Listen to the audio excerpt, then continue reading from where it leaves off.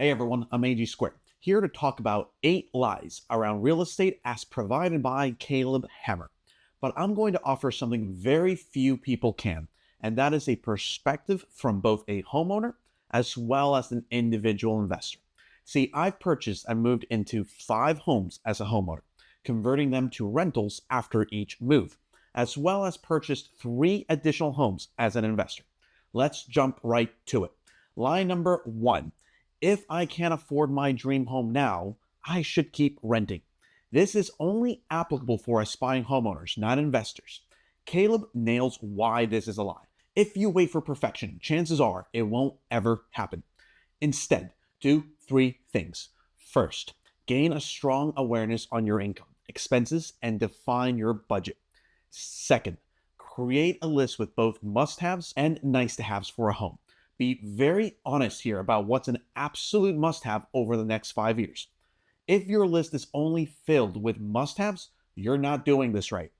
Third, strive to have 3 to 6 months of living expenses in an emergency fund and to have another fund of savings for the closing costs and down payment for a home. I go deep into how to plan and execute that plan in the above video. Line number 2: I need a huge budget to start investing in real estate. The key word here is investing, folks. So, homeowners, this is not for you. As an investor, I agree with Caleb here. You've got a lot of different avenues to invest. The one that allowed me to go from 1 home to 8 homes is house hacking. Basically, buy a house, either a single family or a 2, 3, or 4-plex, and live in it while renting out the other bedrooms. Do this for around 1 year, then move out, buy another home using the rent from the first one to count as income towards the debt to income ratio, and make the first one a complete rental. Then, based on your ambition and readiness, repeat this process over and over again. Caleb mentions alternatives such as partnerships or seller financing. The former is great if you know someone you can trust. The latter, however, well, it's just not that common. Caleb also mentions considering FHA loans, but these can easily be a trap. Let me explain. FHA loans are amazing when interest rates are low. I myself took advantage when I bought a duplex with just 3% down, 2.3% fixed interest rate loan.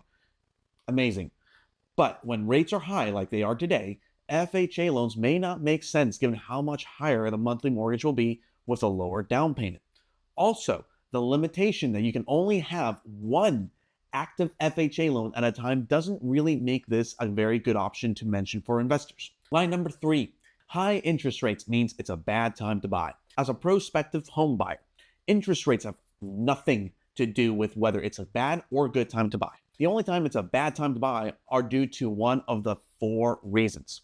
One is if you're forcing home ownership instead of thinking if it aligns with your lifestyle, or if you're rushing into it without being financially ready, or buying more than what you can responsibly afford, or the biggest mistake, if you are waiting for prices to drop from a crash. Let me explain. Interest rates only negatively impacts you by reducing how much you can loan while staying within a desired monthly mortgage, which means that if home ownership aligns with your lifestyle, in times of high interest rates, you need to either put more money as a down payment or be more rigorous with your budget. Or you need to be less selective so you can buy a home at a lower asking price. Now, as an investor, high interest rates make cash flow much, much harder, likely requiring you to put a larger down payment just to have the property cash flow. And even then, it will be a very thin cash flow. Sure, you can plan to refinance once rates drop, increasing your cash flow, but you don't want to bank on that. You still need to buy and be able to responsibly operate the property given that high rate. Okay, lie number 4: you need 20% down payment to buy a home. This depends. As an investor, you do need 20%, but some lenders may let you put down as little as 15% down. As a homeowner, you've got a lot more options, as Caleb mentions here. Certain programs allow you to put 0% down, so do some research to see if you qualify for those programs. With FHA loans, you can put as little as 3.5% down. And then for a regular conventional fixed rate loan, you can put down as little as 5% down.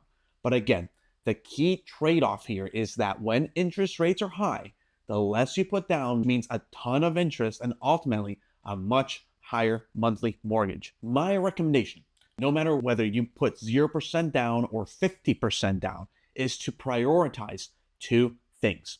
First, ensure you have that 3 to 6 months of living expenses saved up. And second, make sure that your monthly mortgage is less than 33% of your monthly income. Okay, line number 5, paying off your mortgage early is always a perfect strategy. Wrong. I think Caleb nails this. The reality is that it depends on many factors. As a homeowner, if you are older, having this smart debt is a mental burden. So paying more each month to pay off the mortgage faster is a very compelling and attractive option. But for young homeowners, this is a horrible strategy because most investments have a return higher than a mortgage interest. For example, the Vanguard S&P 500 VOO Index Fund had an annual return of 8% for the last year and an average of 18% over the past 5 years, much higher than the 6 to 7% 30-year mortgage rate. And if you're an investor, paying off your mortgage faster is a horrible decision because of the tax incentives you get by having a mortgage. For example, in the above video, I share how I was able to deduct over $200,000 of income by having good debt in the form of a mortgage. Line number 6, home prices are continuing to rise rapidly, making it a bad time to buy. Historically, home prices have always increased, so if this statement had any truth, then it would never be a good time to buy. As a homeowner, similar to what I said before, the only bad time to buy a home is when you're forcing homeownership or when one is buying more than what they can responsibly afford. As an investor, price increases aren't a primary factor.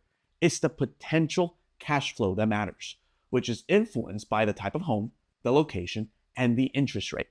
Line number 7, you need a perfect credit score to buy a home. I think Caleb nails it with this response. As a homeowner, there are programs out there that will help you be able to get your foot into the door even with a low credit score. However, you need to reflect why your score is low to begin with. If it's due to irresponsible use of credit cards or personal loans, then you really need to address that problem before becoming a homeowner. It's best to continue renting in the meantime. Now, as an investor, you do need a good credit score. I learned that once you buy 4 or 5 homes, that lenders require you to have a 730 score or higher to continue getting approved for more loans. And lastly, line number 8, once I get a mortgage, my interest rate is locked in forever. This depends on the type of loan. If you're getting a conventional loan that has a fixed rate, yes, it is locked in forever. That's not changing unless you do a refinance, which I go in great detail about in the above video. If you get an adjustable rate mortgage, known as an ARM loan, oh yeah, that rate is guaranteed to change. And if you're a homeowner, please, please, please, please, please don't bother with an ARM loan. Stick to a fixed rate. If you're an investor, know the risks of getting an ARM loan because that could potentially ruin your business if you fail to sell or refinance the property before the rates change on you.